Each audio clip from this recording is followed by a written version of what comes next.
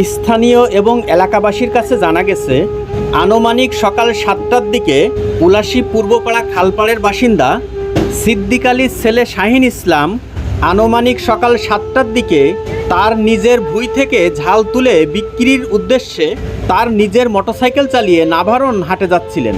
পথমধ্যে অর্থাৎ উলাশী গিলাপোল কেবিভাটার সামনে নাভারণ দিক থেকে আসাগামী এক কভার ভ্যান শাহিনের মোটরসাইকেলে একজন ব্যক্তি ছিল তাকে সহ মোটরসাইকেলটি কভার ভ্যানের চাকার নিচে পড়ে পিষ্ট হয়ে যায়। ঘটনাস্থলেই শাহিনের মৃত্যু হয় এবং শাহিনের মোটরসাইকেলের পিছনে বসে থাকা লোকটিকে আহত অবস্থায় হসপিটালে নেওয়ার সময় মারা যায়।